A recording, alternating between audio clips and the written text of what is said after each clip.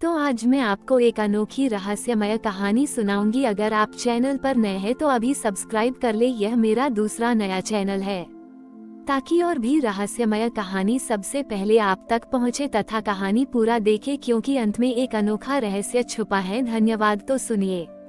विंध्याचल पर्वत की हरी भरी वादियों में सुरग्राम नाम का एक छोटा सा गांव था।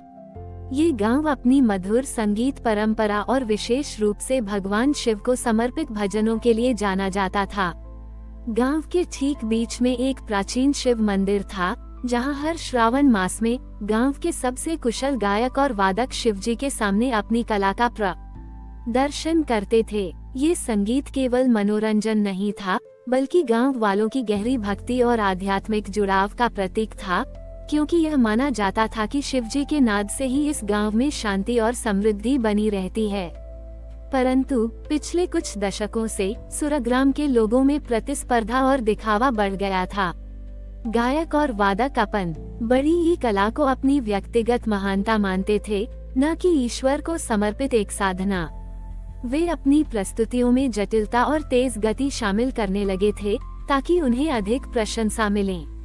उनमें विनम्रता और मौलिकता कम हो गई थी और हर कोई केवल अपनी प्रसिद्धि और सर्वश्रेष्ठ होने की दौड़ में लगा रहता था।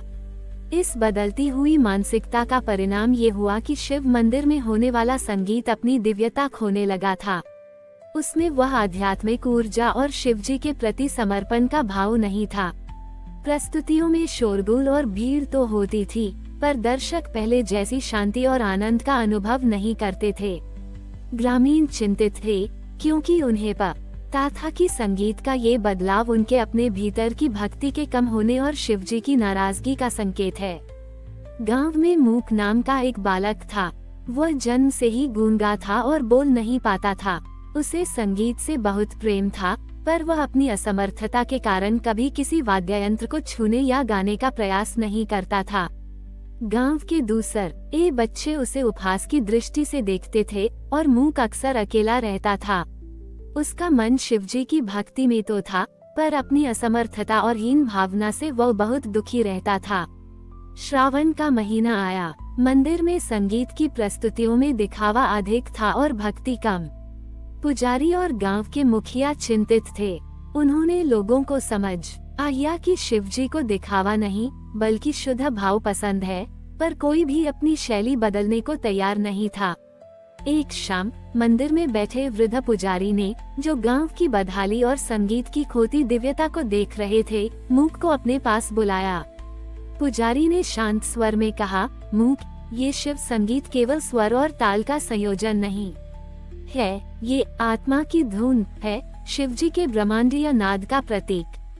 यह इसलिए अपनी दिव्यता खो रहा है क्योंकि हम अपने भीतर के अहंकार और भौतिक प्रशंसा के शोर में फंस गए हैं। शिवजी को केवल जटिल धुनें नहीं, बल्कि विनम्रता और शुद्ध भाव के संगीत से प्रसन्न किया जाता है। सच्चा संगीत तभी फिर से जीवंत होगा जब तक छोटे उमा अपने भीतर असमर्थता की भावना को छोड़कर आंतरिक लय का नाद जगाओगे। पुजारी ने मूक को एक चुनौती दी। इस श्रावण में तुम्हें शिवजी के लिए एक ऐसा संगीत प्रस्तुत करना होगा जिसमें तुम्हारे हृदय का सच्चा भाव हो।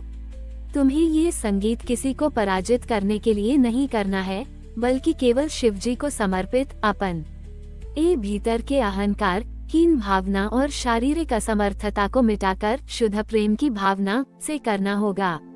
तुम्हें इसे करते समय हर स्वर में शिवजी की उपस्थिति महसूस करनी होगी, न कि दूसरों की अपेक्षाएं।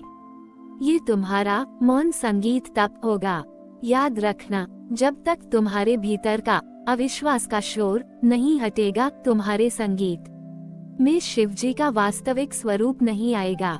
मूक ने चुनौती सुनी। उसे यह काम असंभव लगा।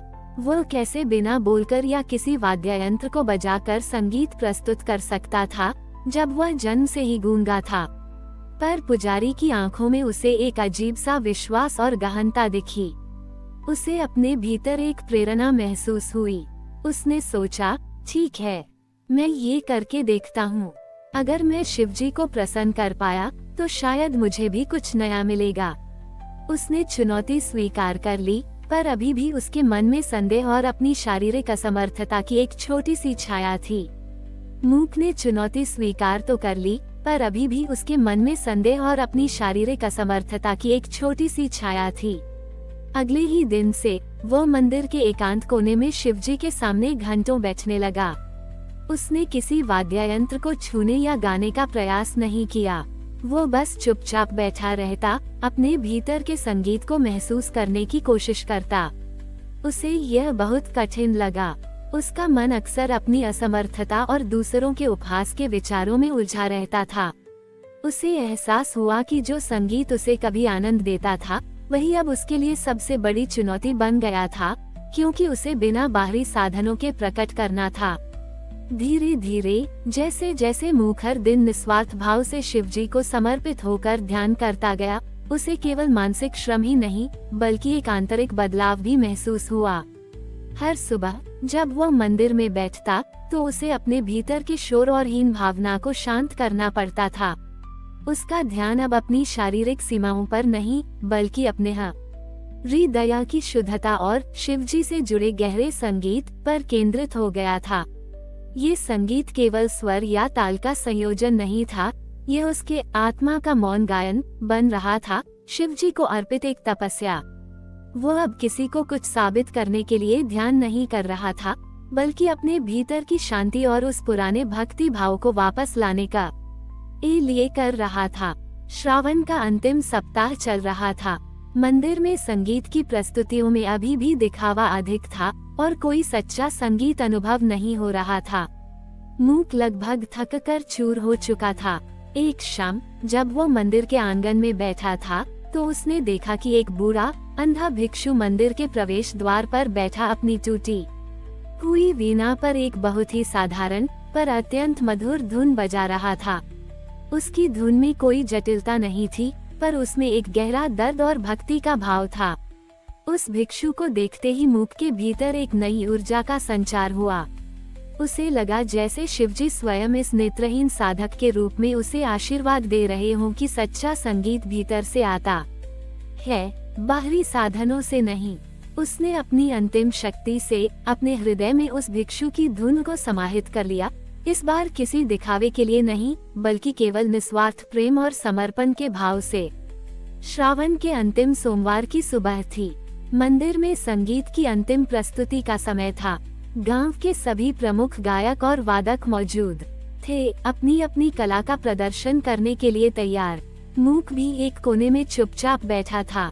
जब सभी अपनी प्रस्तुतियां दे चुके और उनमें कोई विशेष ऊर्जा नहीं थी, तब पुजारी ने मूक की ओर देखा और उसे संकेत दिया।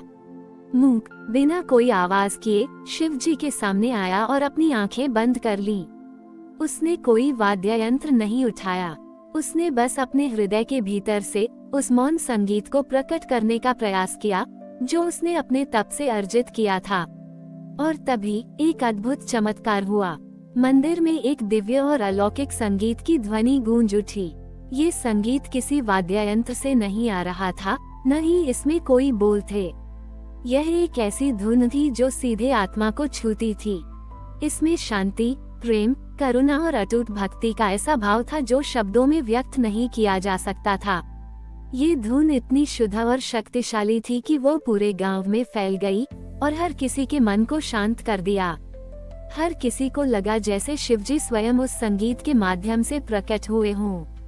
संगीतकारों के वाद्य यंत्र अपने आप शांत हो गए और उनकी आंखों में आंसू थे। गांव वाले जो उस अद्भुत संगीत से मंत्रमुग्ध हो गए थे, वे मूक की ओर मुड़े। उन्होंने देखा कि मूक अभी भी चुपचाप खड़ा था, उसकी आंखें बंद थीं और उसके चेहरे पर एक अद्भुत शांति और दिव्यता थी। उन्हें एहसास हुआ कि यह केवल एक संगीत का चमत्कार नहीं था, बल्कि मूक के भीतर के मौन संगीत का प्रतिबिंब था, जिसने पूरे गांव के हृदय को भक्ति से भर दिया था। सुरग्राम वास्तव में आध्यात्मिक संगीत का स्थान बन गया था। मूक जो कभी गूंगा और हीन भावना से ग्रस्त था, अब सुरग्राम के लिए एक प्रेरणा और सच्चा संगीतकार बन गया। उसने गांव वालों को सिखाया कि सच्चा संगीत बाहरी स्वर और ताल में नहीं, बल्कि अपने हृदय की शुद्धता, निस्वार्थ भक्ति और आंतरिक शांति में निहित है। सूरग्राम अब एक बार फिर अपनी आध्यात्मिक ऊर्जा और सच्चे संगीत के लिए जाना जाने लगा, क्योंकि वहां अब भक्ति और मौन आनंद का निरंतर प्रवाह था। श्रावण का वह महीना और मूक का वह मौन संगीत तप सूरग्राम के लिए एक शाश्वत कहानी बन गई, जो ये सिखाती है कि सच्ची दिव्यता और कला तभी प्रकट होती है जब हम अपने अहंकार और सीमाओं को त्याग कर विनम्रता से और निस्वार्थ प्रेम से ईश्वर की सेवा में लीन होते हैं, और यही शिवजी का सच्चा आशीर्वाद है। हमारी और भी आध्यात्मिक एवं अनोखी कहानियाँ देखने के लिए हमारे चैनल पर जाएं तथा धार्मिक एवं पौराणिक अनोखी कहानियाँ हमारे चैनल पर है। कृपया जाके देखें तथा हमारे चैनल को सब्सक्राइब करके रखें और वीडियो लाइक जरूर करें। धन्यवाद।